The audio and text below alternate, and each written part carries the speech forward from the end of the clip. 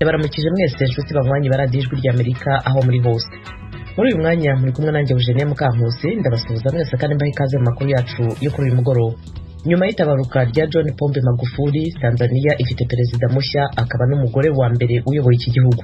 Mimi Samia Suluhu Hassan naapa kwamba katika kutekeleza madaraka niliyopewa kwa mujibu wa Katiba ya Jamhuri ya Muungano wa Tanzania nitatetea na kudumisha umoja wa Jamhuri ya Muungano wa Tanzania kwa mujibu wa Katiba ya Jamhuri ya Muungano wa Tanzania. Mwenyezi Mungu nisaidie. Uwo ni Samia Suluhu Hassan arahira kuyobora Tanzania. Yemereye abanyatanzania gukora ibishoboka byose kugira ngo atsimbataze ubumwe mu banyagihugu. Muri Repubulika ya Demokarasi ya Kongo abantu 200 bamaze kwicwa, abandi 40 bakuwe mu byabo n'abarwanyi b'umutwe wa ADF kuva mu kwezi kwa mbere. Naho muri Kongo Brazzaville Perezida Denis Sassou Nguesso arimo gushaka uko yakongera igihe cye ku butegetsi. Izi nkuru hamwe n'izindi twabateguriye tuzazibagezaho ku buryo burambuye mu kanya nimujye kure ya radio yanyu. Amakuru yacu turayahera kwavugwa hirya no hino ku isi. Samia Suluhu Hassan yabaye perezida wa mbere w'umugore w'igihugu cya Tanzania. Yarahiriye imirimo uyu munsi kwa gatanu. Inkuru mugezwaho na Fidel Niyongabo. Yarahiye yambaye igitambara kiranga idini mu mutwe kandi ashize ukuboko kw'iburyo ku gitabo gitagatifu Quran imbere y'umucamanza mukuru wa sentare nkuru y'igihugu Ibrahim Jumavowing. Yiyemeje kuzokubahiriza ibwirizwa nshingiro ry'igihugu. Ibirori vyo kurahira vyari vyitabwe n'abagize leta hamwe n'abahoze ari abakuru b'igihugu Ali Hassan Mwinyi, Jakaya Kikwete na Abeid Karume. Bari mu bantu bakeyi bari bambaye udufukamunwa mu ntumbero yo kwikingirikiza ca COVID-19. Irahira rya Samia Suluhu Hassan ribaye iminsi ibiri inyuma yuko atangaje urupfu rwa Perezida John Magufuli. Igipimo gikomeye ciwe kizobonekera ku kugene azohangana n'ikiza ca COVID-19. Ku ndwaro ya Magufuli nta kigoro igihugu ciwe kiri mu bihugu bifise abantu benshi mu karere ka Afrika no kuvuga miliyoni 60 cagize kugira kironke incandago canke ngo gihimiriza abanyagihugu gukoresha udufukamunwa hamwe no kutegerana mu ntumbero yo kurwanya ikiza ca COVID-19. Ivyo vyarageramiye ibihugu bihana imbibe. Mu ijambo rya mbere yashikirije mu mabanga ya Perezida Samia Suluhu Hassan yatangaje iminsi 21 y'icunamo n'imisi y'akaruhuko ku itariki 22 na 23 y'ukwezi kwa gatatu igihe azoshingurwa. Yamenyesheje ko ashikiye amabanga y'umukuru w'igihugu afise igikomere ku mushaha wiwe kandi agandaye. Azoheraheza ikiringo ca kabiri ca Magufuli cari kigitangura inyuma yuko nyakwigendera Magufuli atsindiye amatora mu kwezi kw'icumi k'umwaka urangiye w'2020. Perezida wa Kongo Brazzaville Denis Sassou Nguesso arimo gushaka uko yakongera igihe cye ku butegetsi. Iyi nkuru nayo murayigezwaho na Fidel Niyongabo. Yiyemeje kunagura ubutunzi bw'igihugu bwifashe nabi muri iki gihe yariko ariyamamaza imbere y'amatora azoba ku munsi w'Imana. Sassou Nguesso afise imyaka 77 muri iki gihe azohiganwa n'abakandida batavuga rumwe na leta yiwe batandatu mu matora yo ku munsi w'Imana yanebaguye bikomeye na Eklezia Katolika hamwe n'abaharanira demokrasi n'agateka ka muntu mu gihugu. Nguesso azwi kuba amazi kiringo kirekire cyane ku butegetsi yatangaje ko azokoresha uburyo amenyereye amabanga yiwe kugira anagura ubutunzi bw'igihugu businzikajwe n'amadeni niyo yatsindira ikindi kiringo c'imyaka 5. Yatangaje ko abanyagihugu bakeneye umuntu amenyereye amabanga jejwe ko azobikoresha mu ntumbero yo gufasha ugwaruka rw'igihugu ciwe. Umukandida mwegereye cyane Byifashe yahoze ari umushikiranganje yarangije mu kibanza ca kabiri n'ibice 15% vy'amajwi mu matora yabayemwo ibibazo mu mwaka w'2016. Abakandida barangije mu kibanza ca kabiri n'icya gatatu bahavuye bahagarikwa inyuma yuko bagiriwe n'ivyaha by'uko bari bafise ibigwanisho mu buryo budaciye mu mategeko. Mu gikorwa ciwe cyo kwiyamamaza Kolela yemeye guhindura ibintu hamwe no kugwanya ruswa yatsindaro mu gihugu. Yamara bitegereza ibintu bavuga ko atamahirwe afise yo gutsinda Denis Sassou Nguesso afise abamushigikiye agenzura inzego zose zikomeye z'igihugu. Abantu 200 bamaze kwicwa, abandi 40 bakurwa mu byabo n'abarwanyi b'umutwe wa ADF kuva mu kwezi kwa mbere muri Repubulika ya Demokarasi ya Kongo. Nanone Fidel Niyongabo arakomeza iyi nkuru. Ni nyuma y'ibitero byabo bagwanyi vyiyongeye mu buraruko bushira ubuseruko bw'igihugu. Iyo nkuru yatangajwe n'ishirahamwe mpuzamakungu uno munsi kwa gatanu. Ishami ry'ishirahamwe ONU ryitaye impunzi ku isi HCR rimenyesha ko ibitero by'abagwanyi b'umugwi ADF vyiyongeye rikomeye cyane. umuvugizi w'iryo shirahamwe Baba Balok avuga ko kuva mu ntango z'umwaka ibitero vyagirizwa abo bagwanyi vyahitanye abantu bagera ku 200 komeretsa abandi batari bake mu gihe abavuye mu zabo barenga 40,000 mu karere ka Beni na Ituri mu ntara ya Kivu yo mu buraruko. Mu kiringo kiri munsi y'amezi 3 abagwanyi b'umugwi ADF bagirizwa ko bakoze ibitero mu bigwati 25 baturira amazu atari make bongera banyuruza abantu barenga 70. Umugwi ADF ni uzwi ko wihingumbi kurusha iyindi migwi y'abagwanyi 122 igeramiye akarere ko mu buseruko bwa Kongo. Uwo mugwi wishe abantu bagera ku 400 mu mwaka wa 2020, wishe abasivile barenga 1200 mu karere ka Beni konyene kuva mu mwaka wa 2017. Ubwicanyi bukabije buraba kenshi kuva igisirikare ca leta gitanguye ibitero vyo kubutuza mu kwezi kw'icumi mu mwaka wa 2019. Abavanywe mu zabo bavuga ko babayeho nabi cyane muri iki gihe, aho batagira uburaro, ibifungurwa, amazi n'abitaho amagara yabo.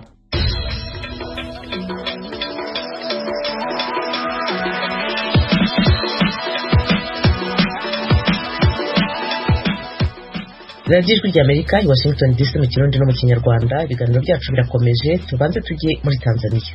Samia Suluhu Hassan uyu munsi kwa gatanu yarahiriye imirimo y'umukuru w'igihugu wa mbere w'umugore uyoboye igihugu cya Tanzania.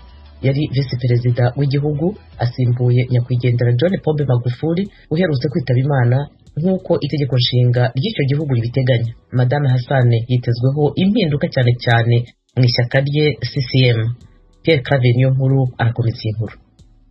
Mimi Samia Suluhu Hassan naapa kwamba nitatenda kazi zangu za urais wa Jamhuri ya Muungano wa Tanzania kwa uaminifu na kutimiza. Uyu n'umufasoni Samia Suluhu Hassan ariko ararahira kugira ngo atangure amabanga y'umukuru w'igihugu ca Tanzania. Yarahiye kuri uyu wa gatanu imbere ya leta, inama nshingamateka na sentare yubahiriza ubwirizwa shingiro. Ni nyuma y'urupfu rwahitanye nyakwigendera perezida w'ico gihugu John Pombe Magufuli. Nitawatendea haki watu wote kwa mujibu wa sheria. Samia Suluhu Hassan umukuru w'igihugu wa mbere w'umugore agiye gutwara ico gihugu yemeje kubaha amategeko yose agenga igihugu, gutwarira neza bose atanumwe akumiriye, kubahiriza uburenganzira bwa kiremwa muntu, kudatwaza umukazo no kumvikanisha abatanzania. Yatetea na kudumisha umoja wa Jamhuri ya Muungano. Samia Suluhu Hassan arindiriwe n'amabanga akomeye nk'uko abahinga co kimwe n'abatavuga rumwe na leta ya Tanzania bavyemeza. Muri ivyo harimo kunagura igisata ca demokarasi, ubwisanzure mu gushikiriza ivyumviro, iyubahirizwa ry'agateka kazina muntu, ubwigenge bw'itangazamakuru n'ibindi. Nk'akarorero umugambi Chadema ukomeye mu bitavuga rumwe na leta watangaje ko ufise abanywanyi bawo barenga 200 bafunzwe kubera ivyaha bifitanye isano n'amatora yabaye ku mwaka uheze. Uwo mugambwe witeze ko abo barekugwa co kimwe n'abandi baharaniye agateka kazina muntu n'abamenyesha makuru bafunzwe. Ikindi gisata kimurindiriye nico kugwanya ibiturire no kugwanya ivyaha vyambukiranya imipaka. Ibi nawe nyene arabifise mu myitwarariko. Perezida Samia Suluhu Hassan yabibwiye umunyamakuru w'Ijwi ry'Amerika mu mwaka wa 2016 yarusha muri Tanzania. Yari kwakebura igipolisi n'abandi bakora muri ico gisata. Maendeleo ya watu kuvuka mipaka na uhuru wa kuingia. Agira ati ikibazo c'abagizi ba nabi bambuka imipaka nticoroce na gato, gisaba ingufu za benshi. Ati ni kimwe n'ubukozi bw'ikibi bujanye n'ubuhinga bwa none bwo gutumana ko amakuru kuko buguma buhinduka buri mwanya. Ati yongera ko rero ibicuruzwa nk'imodokari n'ibindi, eka mbere n'urudandazwa rw'abantu usanga biva mu gihugu kimwe bikaja mu kindi, barabigituma hama ufata ingingo zibereye kupanga mipango ya baadaye kuendana na maendeleo yanavyokwenda. Na mufasoni avuga make n'ijwi ryiyoroheje. Iradio ya Mongereza BBC yamubaje igituma nawe yishura ati sifisi ijwi ryo hejuru nk'abandi ba Tanzania, mvuga nitonze, ariko kugira ngo utange itegeko abantu bagutahure ntibikenewe ko usemerera. Ndashobora kukubwira n'ijwi ryiyoroheje buke buke, ariko nakaze kandi nashimitse. Akunze kuboneka agira ingendo zidategujwe mu biro by'abakozi ba leta kuraba ko batonze ku kazi ku masaha n'ingene bakora akazi kabo. gusa abahinga bemeza ko agifise igikorwa kuko abatanzaniya bazwi ko badakunda akazi cane. Umwe mu bamwegereye yemera ikinyamakuru Reuters ko ari mu bantu batakunda umurongo igihugu cari gitwawemwo gusa nk'intwaro z'umukazo, aho abatavuga rumwe na leta canke undi wese avuga ibitagenda neza atihanganirwa. Uwo yagize ati sinkekeranya ko hagiye kuba impinduka zikomeye ku ntwaro ya Samia Suluhu. Abandi bahinga harimwo n'abigisha muri za kaminuza nka Aikanze Kwayu canke umunyamategeko Fatuma Karume bemeza ko Samia Suluhu Hassan adashobora gutwara nka Magufuli batazira Biridoza. Bagize bati nta wigeze amubona akura abategetsi mu ruhame canke atukana n'abatavuga rumwe na leta. Ashobora kubabona kure niyaronka abamufasha beza. Aratandukanye cane n'uwo asubiriye, aricishije bugufi kandi aboneka nk'umutegetsi ashira hamwe abantu akabumvikanisha. Ikindi naco ava muri Zanzibar bigishijwe ingendo yo kubaha abantu kuko kubwabo muzoteba mugahurira mu itongo ry'abapfuye. Urundi rugamba rutoroshe abahinga bavuga ko abwirizwa kwitwararika nubwo kurwanya ikiza c'umugera wa corona. Muri ico gihugu Perezida Magufuli yari yatangaje ko ico kiza atakihari, ndetse ahamagarira abantu kunywa imiti y'Igitanzania atari yo kwa muganga, kutambara ubufukamunwa n'ibindi.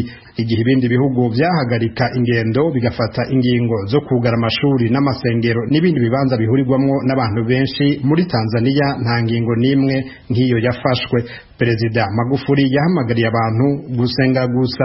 Yamara igihe Perezida mushasha yaja kunamira ikiziga ca Magufuli, Samia Suluhu Hassan abamugendanira n'abamucungerera ubuzima babonetse bose bambaye ubufukamunwa kandi bategeranye kuri uyu wa kane. Samia Suluhu Hassan no Muislamu w'imyaka 61 yavukiye mu gihugu ca Zanzibar, izinga ryegamiye ico gihugu ariko buri sigaye ryigenga rikagira n'umukuru w'igihugu waryo. Yizewe n'umugambwe umaze imyaka irenga 30 ku butegetsi CCM kubicegera canya kwigendera Perezida Magufuli mu mwaka w'2015. Yarabaye mu nzego za leta mu bibanza bitari bike bikomeye nk'umushikiranganje kuva mu mwaka w'2000. Perezida Samia Suluhu Hassan aje kurangiza ikiringo kigira kabiri canya kwigendera Perezida John Pombo Magufuli gushika mu mwaka w'2025. Mwenyezi Mungu nisaidie. Nkuru Kigali kubwijwe ry'Amerika. Tukivuga ku itabaruka rya Perezida Magufuli n'irahira rya Perezida Mushya Samia Suluhu Hassan, mugenzi wacu Frederic Nkundikije amaze kuvugana n'umurundi Nyangoma Leonard, n'umukuru w'umugambwe CNDD utavuga rumwe na leta y'u Burundi, asanzwe akurikiranira hafi politiki ya Afrika. Bwana Nyangoma aratangira asobanura uko yakiriye inkuru y'urupfu rwa Perezida John Pombe Magufuli. Urupfu rw'ivu nyinshi baratubabaje, ndetse tuboneyeho n'akazi ko guhoza abanyagihugu b'abanyatanzania, abanyagihugu bo mu karere k'ibihugu byo mu buseruko, abanyafrika bose. Ntirwaje igitarambuka, yavuzwe yuko yarasanganywe akagwara, naho byaboneka ko ari umuntu afise inguvu, imbaraga nyinshi zo gukunda ibikorwa. Hanyuma ico twoshima mu ntwaro yiwe mu mwanya muto, imyaka 5, Magufuli yarakoze ibintu byinshi cyane ku buryo tunga ry'igihugu ryongerekanye inshuro 3 zose. Tanzania igihugu kiri mu bihugu vya mbere bitunze byo muri Afrika kare cari kure cyane gose. Yarubatse ibiraro, yarubatse amabarabara, ibyo imvugo yajana n'ingiro, amasoko nta nguvu, yarongerekanye gose, nta buyaya yarafise. Hanyuma yaragwanije igiturire cari caramunze igihugu ca Tanzania. N'ubu ndiye apfuye atari bwabiheze, yaragwanije cane igiturire ku buryo mu mwaka wa mbere bavuga ko yinjije mu kigega ca leta amamiliyarde zishika hafi 2 z'amadolari y'abanyamerika y'amafaranga avanya mu basuma bari banyongeje igihugu ca Tanzania. Magufuli ndiyitaye cyane iby'akarere, cyane yitaye igihugu ciwe. Iruhande y'ivyo bintu byiza byose muvuga ko yakoze, hari n'abavuga ko hagati y'akazi na muntu katari kifashe neza, eka mu bwigenge bw'ibinyamakuru aho muhavuga kwiga. Ivyo nivyo ntubeshe kweri, kuko jewe byarantangaje, kuko mu ntango Magufuli akiza jewe sohora amatangazo amajambo navuga niwe natanga kukarorero ko agiye kuba akarorero keza mu karere no muri Afurika ko agira abusubirizi koko wanyerere ariko ivyo vy'agateka ka muntu byo kwimijambo abanyagihugu yarabigize kandi ku bintu bitumvikana nk'imigambwe itavuga rumwe ntawe arakirukura mu kanwa ibinyamakuru ntibyashobora kwandika ngo bashobore gukebura leta abashinga amateka uko nyene yirirwa arata abantu mu munyororo batavuga rumwe nawe inyuma y'amatora kubera bamukebuye bamuneguye barapfuzwe abandi baca barahunga n'uwari yamusa amazwi menshi ngira atundiwe s'umuharamu mumva yaciye ahungira mu bihugu bya Buraya ico caramugoye hanyuma ikindi nuvuga camugoye ni ibijanye n'akarere kuko Tanzania n'igihugu gifise uburemere bunini cane mu karere rwose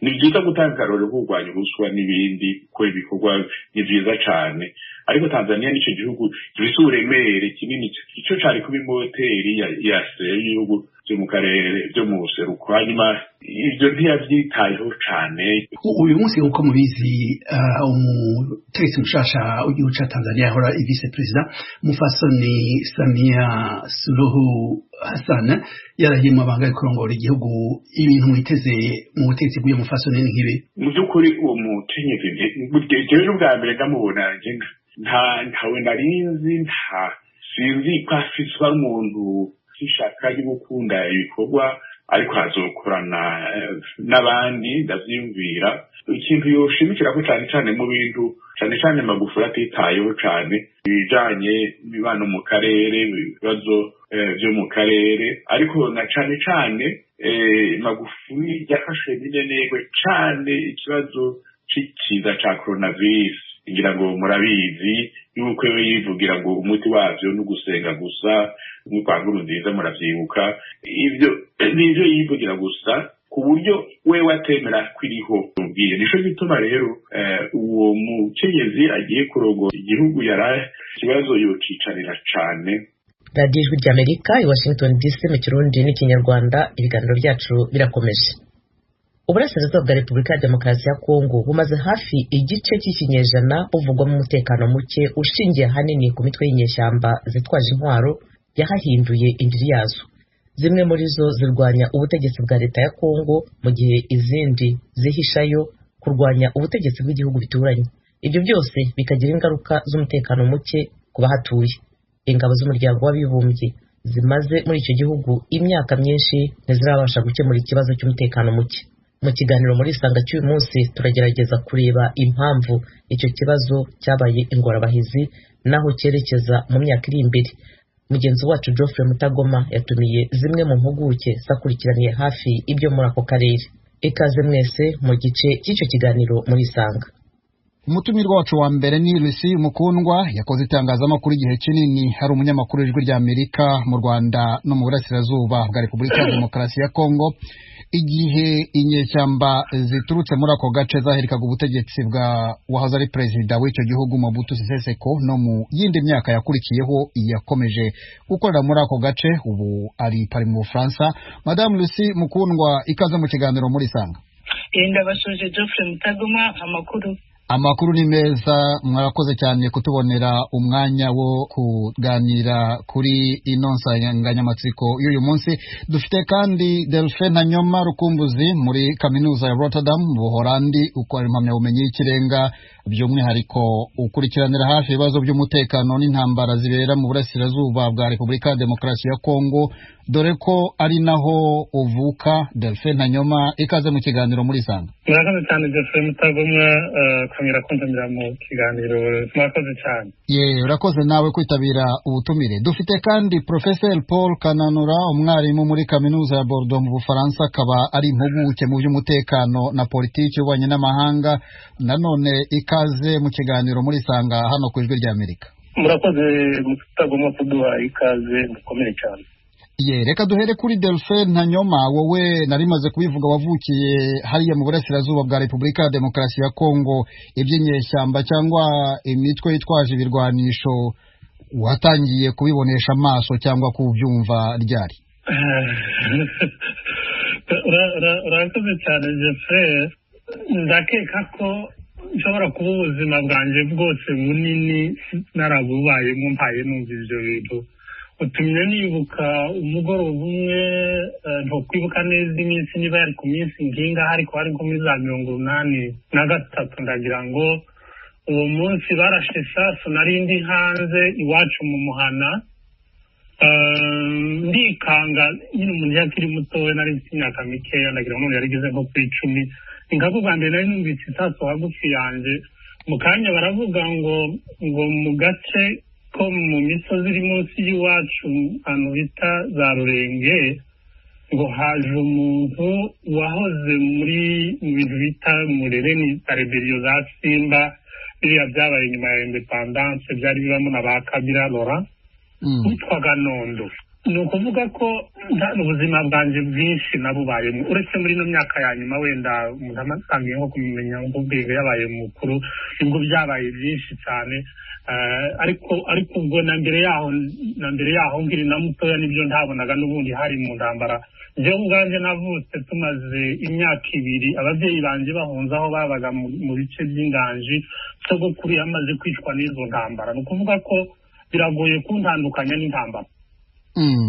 Ubwo wenda turaza kugaruka ku kibitera ariko reka nkubaze nk'umuntu wahabaye nyine wahavukiye abahatuye uko mwabyirutse bababwira wabonaga abaturage bazi igitera izo ntambara cyangwa babona ari ibintu biza bikabagwaho abo izo nyeshyamba ari bwo buzima bwabo ntibazi ikibitera ntibazi aho biva naho bijya. Iki ni cyo kibazo kigoye cyane ariko kandi kigira n'ibisobanuro bitandukanye bitewe n'ahantu ugeze n'ububasha abantu bafite bwo kumva. Nyuma yaho twamaze kuvugana nawe burya mbere naza ntekereza ko muri iyo myaka yanjye mikeya igihe kimwe bazaga batubwira ngo impamvu imvura yatinze kugwa mu gihe cy'izuba muci ndagira ngo ukwiye mvuga wenda abantu ko barayumva neza.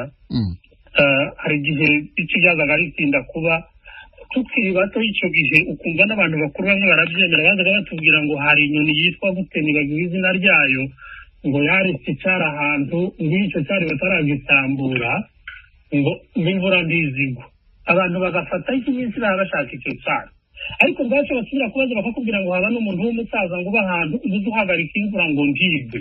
Ndashaka kuvuga iki ni ibisobanuro byinshi biterwa n'aho abantu bari n'igihe barimo.